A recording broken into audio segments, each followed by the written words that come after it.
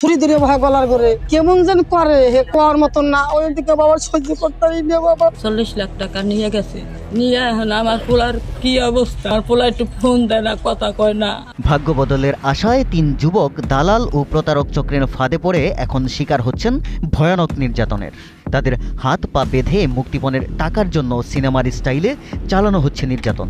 এই নির্যাতনের ভিডিও দেখানো হচ্ছে পরিবারকে। চক্রটি মুক্তিপণ হিসেবে প্রতিজনের থেকে দাবি করেছে 20 লাখ টাকা।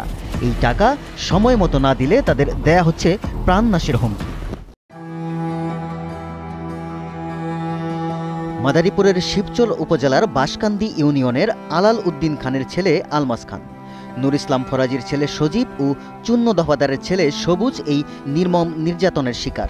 নিতে নিতে তো থুইয়ার কিছু দেয় নাই।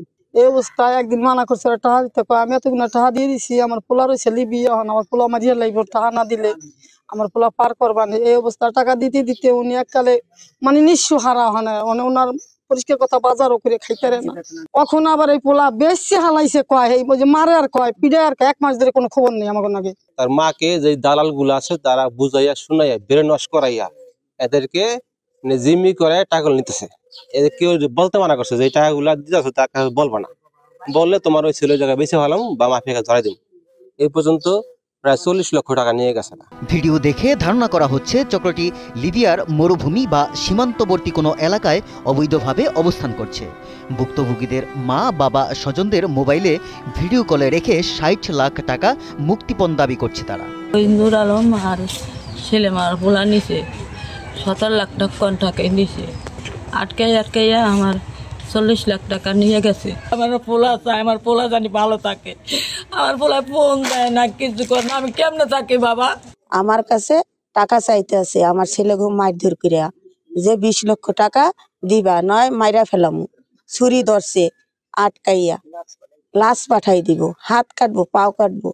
2024 সালের জুলাই মাসে বুক ভরা স্বপ্ন নিয়ে 3 যুবক একই এলাকার বাসিন্দা দালাল নুর ইসলাম ও সেলিমের মাধ্যমে পাড়ি দেন লিবিয়ায়। প্রথমে 17 লাখ টাকার চুক্তি থাকলেও বিভিন্ন অজুহাতে ধাপে ধাপে প্রত্যেকের থেকে 40 লাখ টাকা নিয়েছে দালাল চক্রটি।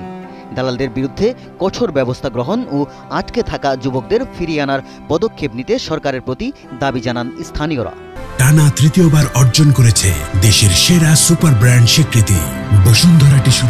দালালের পোলা অগোটা হাত দিয়েই হে দালালের পোলা পার করছে, বুঝছেন? পার করিয়েই হে পরে এই 3 জন আর পার করে নাই। এই 3 জন আটক করে হালাইছে। হে পরে এই যে 17 মাস ধরে মনে করেন খাওয়া নাই দাওয়া নাই কোনো কিছু নাই, কোনো ই নাই। এরপর আবার জমিন বেচছে, আবার টাকা দিছে যে অব গেম দিব। আমি দিবিও না, আমার ভাই বেড়া পাস না, আমি জমি দেখি আমার বাগানটা বেশি দেখি, আমার বাড়ি বেড়াতে পারছি এই কাজটা বেশি দিয়েছে জানে এই অবস্থা। এরপর ওই ওখানে আবার মারে, বুঝলেন, আর মারে যে ছোড়া ধরে আর গলার সামনে কারো সিট দেয়, চাকু ধরে, বুড়ো নাচতে যায়। আমাদের ছেলে আমাদের বুকে আসুক, আমাদের এলাকায় আসুক, এটাই আমি সরকারের কাছে আবেদন। আমাদের দাবি এটাই, এখন তো ভাবে দাবি করি আমার সরকার জানি সে ব্যবস্থা করে। নির্যাতনের ভিডিও প্রকাশের পর থেকে দালাল সেলিম ও নূর ইসলামের ব্যবহার করা মোবাইল ফোন বন্ধ আছে। এই ঘটনায় ইতিমধ্যে 2 জনকে আটক করেছে পুলিশ। ঘটনার সঙ্গে জড়িত অন্যদের গ্রেফতারের অভিযান চলছে বলে জানিয়েছেন থানার ভারপ্রাপ্ত কর্মকর্তা। এই সংক্রান্তে আমরা একটা অভিযোগ পেয়েছি, এটা মামলা রুজু করা হয়েছে এবং 2 জনকে গ্রেফতার করা হয়েছে। বিষয়টা তদন্তাধীন। পরিবার অভিযোগ দিলে তা পররাষ্ট্র মন্ত্রণালয়কে জানানো হবে এবং এ ধরনের দালাল ও মানব পাচার চক্রের তথ্য পেলেই তা প্রশাসনকে জানানোর অনুরোধ জানিয়েছেন শিবচর উপজেলা নির্বাহী কর্মকর্তা। দালালদের বিষয়ে যদি আমাদের কাছে থানায় কমপ্লেন করে আমি ওসি সাহেবকে আইন শৃঙ্খলা প্রত্যেকটা মিটিং আমরা বলেছি এই বিষয়ে সর্বোচ্চ ব্যবস্থা নেওয়া হবে। এখন বিষয়টা হচ্ছে যখনই কোনো প্রবলেম হচ্ছে তখনই কিন্তু ওনারা আমাদের কাছে আসছেন, কিন্তু যদি ওনারা এই যে অবৈধ পত্রে যে যাচ্ছেন তারা যদি সফল হয়ে যেতেন তাহলে কিন্তু আমাদের কাছে সেই কমপ্লেনটা আর করে না। সেক্ষেত্রে যে ওনারা যদি থানায় কমপ্লেন করে তাহলে সর্বোচ্চ ব্যবস্থা নেওয়া হবে এবং যারা আটকা পড়েছে লিবিয়াতে এই বিষয়ে যদি আমাদের কাছে আবেদন করে সেটা আমরা পররাষ্ট্র মন্ত্রণালয়ের মাধ্যমে আমরা ওদেরকে জানিয়ে যে উদ্ধারের ব্যবস্থা করা যায় সে আমরা উদ্যোগ গ্রহণ করব। এই বিষয়ে হচ্ছে আমরা প্রত্যেকটা সভা সেমিনারে আমরা সেই বিষয়ে ওদেরকে সচেতন করার চেষ্টা করছি এবং আমরা বিশেষ উদ্যোগ গ্রহণ করব যেন এই সচেতনতাটা আরো বৃদ্ধি করা যায়। অবৈধ বিদেশ যাত্রা ঠেকাতে শুধুমাত্র প্রচারণা যথেষ্ট নয়, পাচারকারীদের আইনের আওতায় এনে দৃষ্টান্তমূলক শাস্তি নিশ্চিত করা জরুরি, এমনটাই মনে করছেন সচেতন মহলের মানুষ। এস এম দেলোয়ার হোসাইনের তথ্যচিত্রে ডেস্ক রিপোর্ট, কালের কণ্ঠ।